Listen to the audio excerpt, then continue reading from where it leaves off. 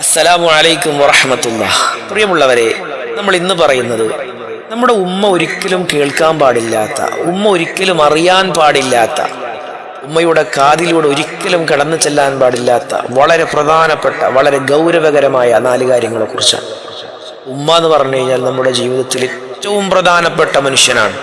നമുക്ക് ജന്മം നൽകിയ, നമുക്ക് വേണ്ടി എല്ലാം ത്യജിച്ച, വേദനകൾ സഹിച്ച പ്രിയപ്പെട്ട ഉമ്മ. ആ ഉമ്മ ഒരിക്കലും നമ്മുടെ വായിൽ നിന്ന് കേൾക്കാൻ പാടില്ലാത്ത, അറിയാൻ പാടില്ലാത്ത അതീവ ഗൗരവകരമായ 4 കാര്യങ്ങൾ പരിശുദ്ധ ഇസ്ലാം വളരെ കാർക്കശ്യത്തോടുകൂടെ ഹബീബായ മുഹമ്മദ് മുസ്തഫ സല്ലല്ലാഹു അലൈഹി വസല്ലമ തങ്ങൾ അവിടുന്ന് നേരിട്ട് പഠിപ്പിക്കുന്നുണ്ട്. പരിശുദ്ധ ഖുർആൻ പഠിപ്പിക്കുന്നുണ്ട്. ദീനിൽ, പരിശുദ്ധ ദീനിൽ ഉമ്മ അല്ലെങ്കിൽ ഉപ്പ എന്നൊക്കെ പറഞ്ഞാൽ വളരെ പ്രധാനപ്പെട്ട 2 വ്യക്തിത്വങ്ങളാണ്. ആ നമ്മുടെ പ്രിയപ്പെട്ട മാതാവിൻ്റെ കാതിലൂടെ കടന്നു ചെല്ലാൻ പാടില്ലാത്ത 4 കാര്യങ്ങളെ കുറിച്ചാണ് നമ്മൾ ഇന്ന് പറയുന്നത്. എല്ലാവരും വീഡിയോ അവസാനം വരെ കാണണം കേട്ടോ. അല്ലാഹു സുബ്ഹാനഹു വ തആല തൗഫീഖ് നൽകട്ടെ ഇൻഷാ അല്ലാഹ്. ഒന്നാമത്തെ കാര്യം എന്താണ്? ഉഫ്ഫിൻ ലഹുമാ.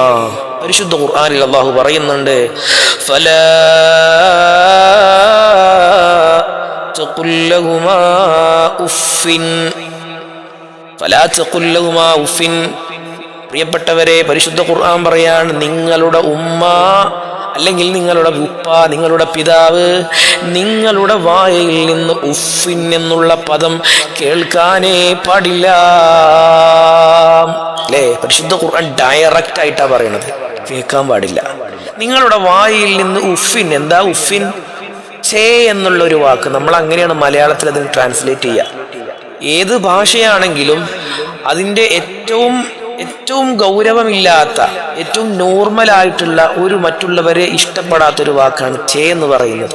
അതുപോലും നിങ്ങളുടെ ഉമ്മ നിങ്ങളുടെ വായിൽ നിന്ന്, ഉമ്മയുടെ കാതിലൂടെ അത് കേൾക്കാൻ പാടില്ലെന്ന് പരിശുദ്ധ ഖുർആൻ അവിടുന്ന് പറയാൻ. ഉഫിൻ എന്ന് പറഞ്ഞു കഴിഞ്ഞാൽ ഒരു അസഹിഷ്ണുതയുടെ വാക്കാണ്. ഈ വാക്ക് എന്ന മലയാളത്തിൽ വളരെ സിമ്പിൾ ആയിട്ടുള്ളൊരു കാര്യമാണ്. പറയാൻ പാടില്ല, ഉമ്മ കേൾക്കാൻ പാടില്ല. അത്രയും പവറുണ്ട് ഉമ്മാക്ക്, അത്രയും സ്ഥാനമുണ്ട്, മഹത്വമുണ്ട് ഉമ്മാക്ക്. അതുകൊണ്ട് അങ്ങനെ പറയല്ലേ. ഒരു ചെറിയ വാക്ക് പോലും, ഉഫിൻ എന്ന് പറയുന്ന വാക്ക് പറയണ്ടെന്നതിൻ്റെ അർത്ഥം മറ്റൊന്നും ഉമ്മനോട് പറയാൻ പാടില്ല എന്നുള്ളത്. ഉമ്മ ഇഷ്ടപ്പെടുന്ന ഒരു വാക്കല്ലാതെ നിങ്ങളുടെ വായിൽ നിന്ന് ഉമ്മ കേൾക്കാൻ പാടില്ല. ചെയ്യാൻ തന്നെ പറയാൻ പാടില്ല, പിന്നല്ലേ ബാക്കിയുള്ള കാര്യങ്ങൾ. അപ്പോൾ ഉമ്മയോട് സംസാരിക്കുമ്പോൾ ശ്രദ്ധിക്കണം കേട്ടോ. പരിശുദ്ധ ഖുർആന്റെ കൽപ്പനയാണ്. ഖുർആൻ ഡയറക്റ്റ് ആയിട്ട് നമ്മളോട് പറയാണ്, നിങ്ങളുടെ വായിൽ നിന്ന് ഉമ്മ ചേർന്ന് കേൾക്കാൻ പാടില്ല എന്ന് പറഞ്ഞു കഴിഞ്ഞാൽ ഉമ്മാക്ക് ഇഷ്ടമില്ലാത്ത, ഉമ്മാന്റെ മനസ്സിനെ ചെറുതായെങ്കിലും നോവിക്കുന്ന ഒരു വാക്ക് വന്നു പോകല്ലേ മക്കളെ. ഇനി രണ്ടാമത്തെ കാര്യം, റഫ്ഉ സൗതി അലൽ ഉമ്മി. ഉമ്മാന്റെ ശബ്ദത്തിനേക്കാൾ നമ്മുടെ ശബ്ദം ഉയരാൻ പാടില്ല. ഉമ്മാന്റെ ശബ്ദത്തിനേക്കാൾ നമ്മുടെ ശബ്ദം ഉയരാൻ പാടില്ല. പരിശുദ്ധ ഖുർആൻ നബി സല്ലല്ലാഹു അലൈഹി വസല്ലം തങ്ങൾ പറയാണ്, റിളർ റബ്ബി ഫീ റിളൽ വാലിദൈൻ വസഖത്തുർ റബ്ബി ഫീ സഖത്തിൽ വാലിദൈൻ. അല്ലേ? ഉമ്മാക്കൊരു ശബ്ദം ഉണ്ടാവും വീട്ടിൽ, നമ്മളോട് സംസാരിക്കുന്ന ശബ്ദം. നോർമലായിട്ട് മോനെ, മോളെ എന്തൊക്കെയാ വിശേഷങ്ങള്, ചായ കുടിച്ചോ, ചോറ് വെച്ചോ, അങ്ങനെ ഉമ്മ ചോദിക്കുന്ന നമ്മളെ നോർമൽ ആയിട്ടുള്ള സംസാരം. അല്ലെങ്കിൽ ഉമ്മ പറയാണ്, മോനെ പീടി പോയിട്ട് എന്തെങ്കിലും ഒന്ന് വാങ്ങിയിട്ട് വാ. അങ്ങനെ പറയുമ്പോൾ എനിക്ക് വയ്യ, അല്ലെങ്കിൽ ഞാൻ കുറച്ച് കഴിഞ്ഞിട്ട് പോവാം. എത്ര തവണയായത് ഇങ്ങനെ പറഞ്ഞത് തന്നെ വീണ്ടും വീണ്ടും ആവർത്തിക്കുന്നു എന്ന് ഉമ്മ പറഞ്ഞതിനെതിരായി, ഉമ്മയുടെ മനസ്സ് വേദനിപ്പിക്കുന്ന രൂപത്തിൽ ഉമ്മ പറഞ്ഞതിനേക്കാൾ ഉച്ചത്തിൽ നിങ്ങൾ സംസാരിച്ചാൽ, അല്ലാഹു സല്ലല്ലാഹു അലൈഹി വസല്ലം തങ്ങൾ ഹദീസിൽ പറയുന്നത്, വസഖത്തുർ റബ്ബി ഫീ സഖത്തിൽ വാലിദൈൻ. അല്ലാഹുവിന്റെ കോപം ആ ഉമ്മാന്റെ കോപത്തിന് തുല്യമാണ്. ഉമ്മാന്റെ മനസ്സിൽ ചെറുതായെങ്കിലും ഒരു ദേഷ്യം നിങ്ങൾ ഉമ്മയോട് സംസാരിക്കുന്ന സമയത്ത് വന്നാൽ, ഉമ്മയുടെ കാതിലൂടെ ഉമ്മയോട് ദേഷ്യം വരുന്ന എന്തെങ്കിലും വന്നു കഴിഞ്ഞാൽ അത് അല്ലാഹുവിന്റെ ദേഷ്യത്തിന് തുല്യമാണ്. നമ്മൾ പ്രതീക്ഷിക്കുന്ന കാര്യങ്ങളൊക്കെ അള്ളാഹു ഒഴിവാക്കി കളയും. അള്ളാന്റെ ദേഷ്യം നമുക്ക് വന്ന എന്തായിരിക്കും അവസ്ഥ? അള്ളാന്റെ ദേഷ്യം വന്ന എന്തായിരിക്കും അവസ്ഥ? അള്ളാഹ് തരാൻ കരുതിയ ഒന്നും തരൂല. അല്ലേ? അതേപോലെ തന്നെ അള്ളാന്റെ തൃപ്തിയുണ്ട്.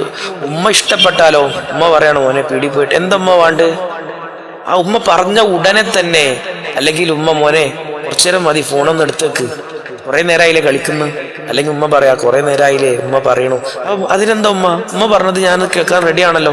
അങ്ങനെ പറഞ്ഞു കഴിഞ്ഞാൽ അല്ലാഹു സുബ്ഹാനഹു വ തആലയുടെ തൃപ്തിയാണ്. ഉമ്മ ഇഷ്ടപ്പെട്ടാൽ അള്ളാഹ് ഇഷ്ടപ്പെടും. അല്ലാഹു സുബ്ഹാനഹു വ തആല തൗഫീഖ് നൽകട്ടെ. മഹാനായ അബ്ദുല്ലാഹി ഇബ്നു ഉമർ റളിയല്ലാഹു അൻഹു ഒരു കഥ പറയുന്നുണ്ട്. ഒരു മനുഷ്യൻ വന്നിട്ട് പറഞ്ഞു, അബ്ദുല്ലാഹി ഇബ്നു ഉമർ റളിയല്ലാഹു അൻഹു പറഞ്ഞു, അല്ലയോ അബ്ദുല്ല, ഞാന് കഴിഞ്ഞ ഹജ്ജിന് എൻ്റെ ഉമ്മയെ തോളിലേറ്റിയിട്ട് ഹജ്ജിന് പോയി. അങ്ങനെ ഹജ്ജൊക്കെ കഴിഞ്ഞ് തിരിച്ചു വന്നിരിക്കുകയാണ്. അയാൾ വളരെ സന്തോഷത്തോടുകൂടെ പറയാണ്, ഞാൻ എൻ്റെ ഉമ്മയോട് ചെയ്യാനുള്ള അവകാശങ്ങളൊക്കെ ചെയ്തു തീർത്തില്ലയോ?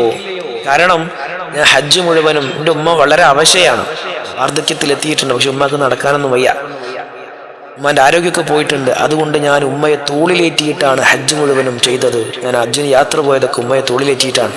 അപ്പൊ ആ ഹജ്ജിന് പകരമാവുമോ എന്ന് ചോദിച്ചപ്പോ മഹാനായ അബ്ദുല്ലാഹി ഇബ്നു ഉമർ റളിയല്ലാഹു അൻഹു പറയാണ്, ഇല്ല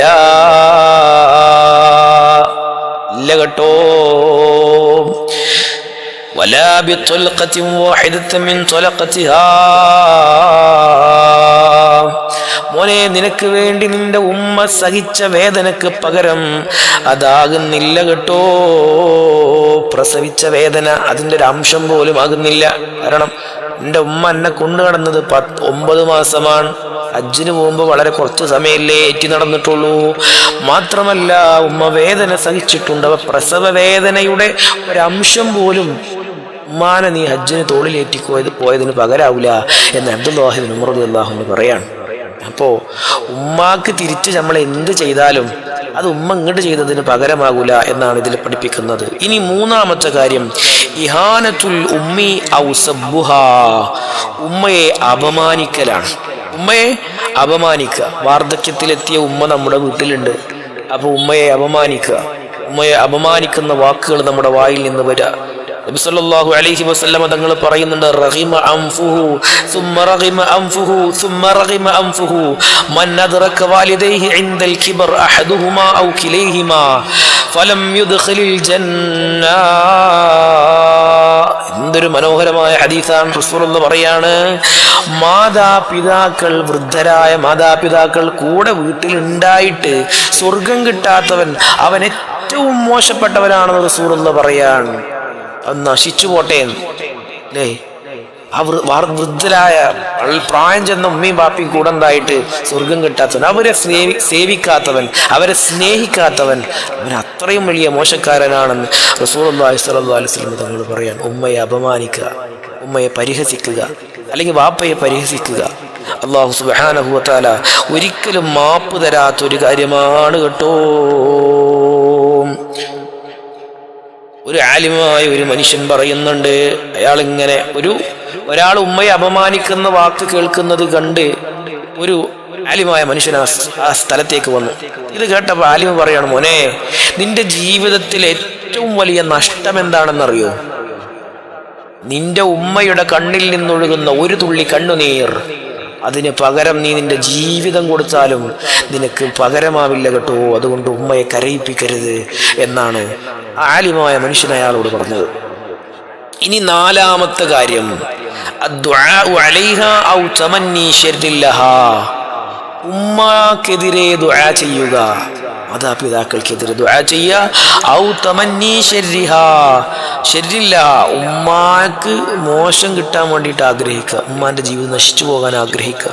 ഒരിക്കലും ചെയ്യാൻ പാടില്ലാത്ത കാര്യമാണ് മക്കളെ.